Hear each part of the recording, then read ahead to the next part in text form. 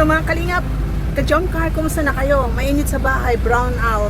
Kaya wala tayong upload, hindi tayo nakapag-live. Kaya sumama ko sa aking asawa, aking anak, dahil namimili kami ng gamit, dahil magpapatayo kami ng bakod sa aming bahay. So, dito po kami sa hardware. At sabi ko, dahil meron pang natitira sa aking battery, gagawa ko ng content at nang mai-upload ko. Ano po? So, bago yan, shoutout natin si Kuya Val, si Ate Edna, si Kalinga Prab. Ingat po kayo, Kuya Val, papuntang Bacolod. At sana kayo din, Kalinga Prab, ingat din kayo din sa Davao. At sa lahat ng sumusuporta dito po sa Kalinga ng mga reactors, mga charity vloggers, shoutout po sa inyo lahat. Lahat ng Kalinga partners, kayo ng mga marathoners, mga siyempre sponsor. Naku, nangitin po tayo. Grabe ito sa bukid, ano, malakas ang hangin.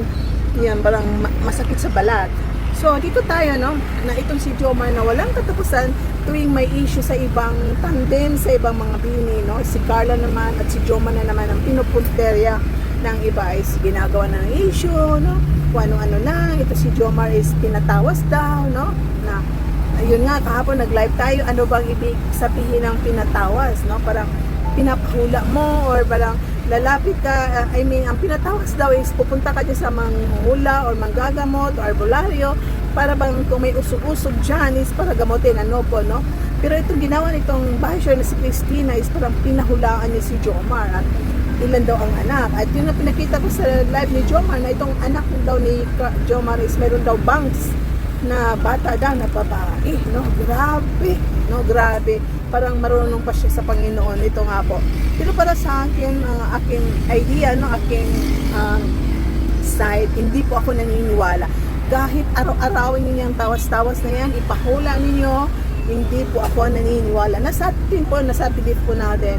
At alam ko na kayo na naniniwala, may belief ng ganyan, baka na naman naniniwala kayo, no? So, kung mahal niyo yung Jomcar na hindi kayo naniniwala, no, na walang anak si Jomar, huwag kayo maniwala din sa tawas-tawas na yan na, ay, pinahulaan niya, no, na may anak daw si Jomar. So, para sa akin, I don't know kung maniniwala kayo, kasi kayo daw, no, naniniwala kayo sa hula, no, naniniwala kayo sa yamang kukulam. So, baka naniniwala kayo dyan sa sinasabi ni Christina. Pero sa akin na lang, kung mahal niyo si Jomar, huwag kayo maniwala. Trust na lang po tayo dahil alam po natin na walang ililihim si Jomar. No? Sinasabi naman niya ang lahat doon sa nalalati sa Bomb Radio. Sinabi niya, no, nakailang girlfriend siya, more than 3 daw, no?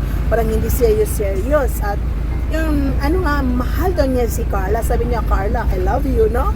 Kung napanood niyo sa Bomb Radio, no? Kung gaano niya ka-care si Carla, no? Ayan, pinaghahandaan niya. Ito, meron siya mga negosyo, masipag siya sa pag-vlog, malaking ilang million na yan, no? Parang more than 3 million, parang 4 million na ba yung bahay niya, no? Parang 2 million, more than 2 million, no? Kasi nakalimutan ko, napanood ko yan, pero hindi ko na-take note. At I'm sure, ito si Jomar, ay grabe yung paghahanda niya sa future nila ni Carla. Para sa akin, walang ibang babae na gusto makasama ni Jomar forever, kundi si Carla. At ganun din po si Carla, wala siyang pangarap na ibang lalaki kundi si Jomar. At alam po natin, kahit sa totoong buhay may naninira, may naiinggit. Kaya itong Jomar at Carla is maniwala na lang tayo, isalin natin sila sa prayers. Lalo na ngayon na masamang pakiramdam ni Jomar dito sa paa niya, no, na masakit. Sana ito is alang uric lang, no? Ako hindi rin ako naniniwala na baka pinakulam-kulam kasi marami din na nagsasabi na ipatawad, baka nausugan. Kaya daw masakit yung paa niya dahil yun nga daw, baka yun nga, may marami naninira na kulam-kulam. At kahit si Jomar sabi niya na hindi siya naniniwala din sa kulam, hula-hula dahil ang belief din ni Jomar ay iba. So para sa akin, no, Jomar, punta ka sa tamang manggagamot, doktor sa yung general medicine or neuro para mabigyan ka ng sapat o tamang gamot. Kaya nga sabi, no, na parang okay ng paa mo, pero ako'y naaawa pa rin sa'yo na kumikirot pa rin yung paa mo at sana gumalingan, need mong magpa-laboratory.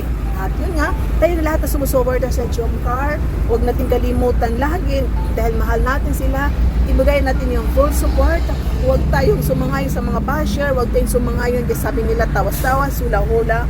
Ang paniwalaan natin is si Jomar at si Carla. At yung mga issue about kay Carla, fake news po yan. Wala po napapatunayan, no, na hindi siya nag-aaral.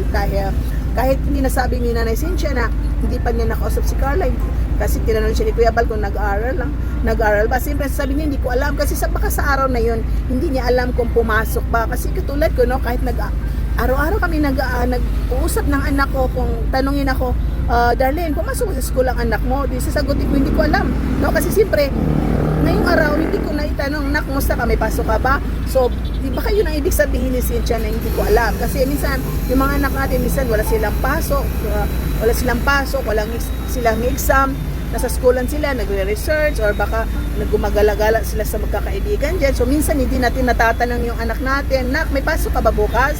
Nak, may pasok ka ba mamaya? Kasi ako minsan nakakalimutan ko itanong. Basta nasa puso ko, alam ko nag-aaral siya. So baka yun na ibig sabihin ni Nanay Cynthia na hindi ko alam. Kasi baka hindi niya alam, no? Dahil hindi niya naitanong kung may pasok ba siya sa kahapon, may pasok ba siya bukas. Pero alam ko natin, ito si Cynthia ay nasa puso niya na naniniwala siya na si Carla ay pumapasok. At ganon din po si Jomar. At tayong lahat na nagmamahal kay Carla at kay Jomar, may tiwala po tayo sa kanya. So hanggang dito na lang po, no? Isalin natin sa prayer si Jomar na gumaling na. Isalin natin sa prayer si Carla na sana matapos ng kaguluhan at mga issue-issue na sa kanila. Ano ba yan? Sinasampa, ano ba yan? Ginagawang kwento para sa dala. So hanggang dito na lang po. Thank you po sa lahat. Paki-like po ating video, paki-subscribe at don't skip ads. Thank you po sa lahat sumusuporta sa Team Kalingap, si Jomcar, lalo na sa Langbin Pad.